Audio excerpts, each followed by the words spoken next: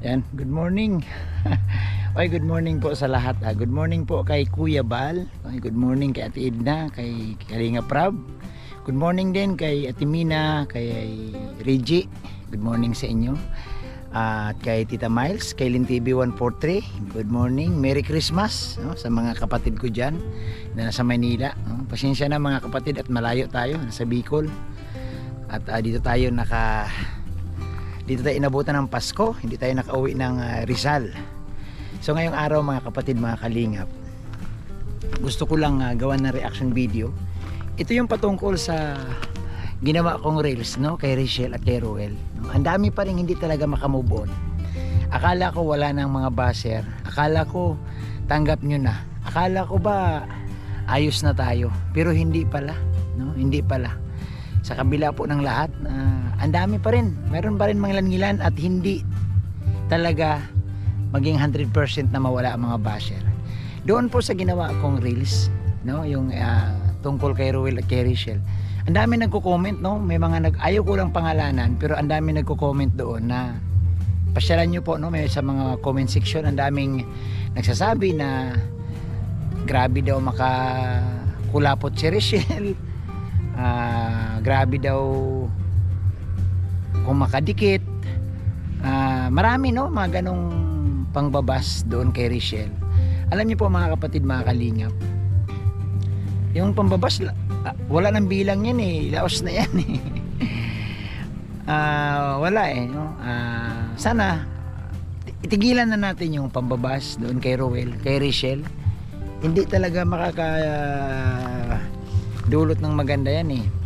Ang mainam na lang siguro eh suportahan natin sila, kasi alam nyo po, hindi naman talaga natin pwedeng ipagkaila na si Ruel at si Rachel, grabe ang nagmamahal dyan, no?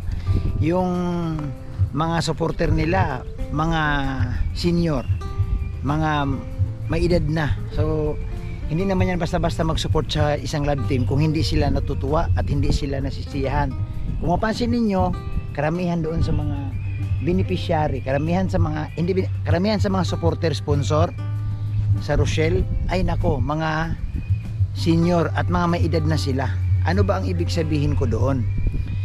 Itong mga ito, eksperensyado na yan eh. Hindi na yan tipong ngayon lang nakaranas ng ganun.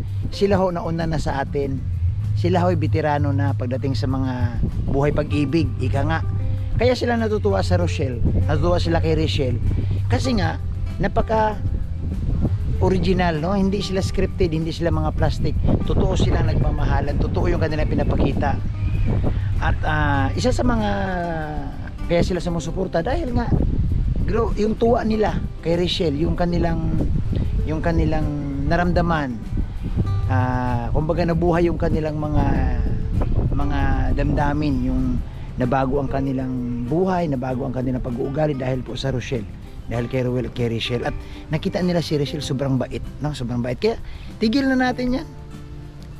Ibas mo yung gumagawa ng masama. Wala namang ginawang masama si Rachel, no? Nakakaawa yung dalaga na ibabas natin, hindi man natin sila kilala.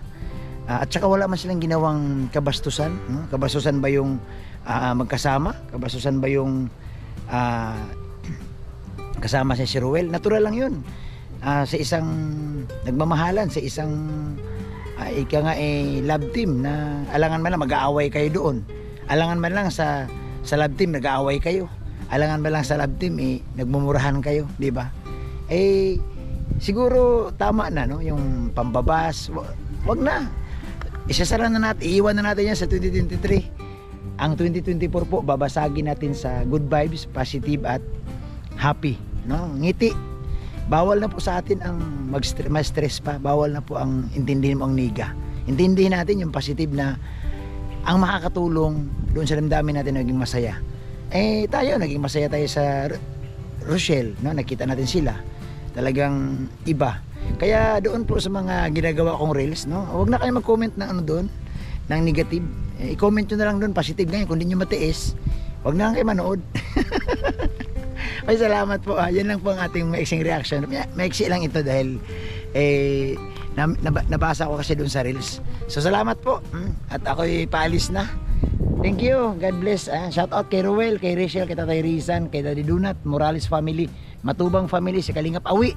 At siyempre po sa ating lahat. God bless. Isang mapagpalang araw. Bye-bye.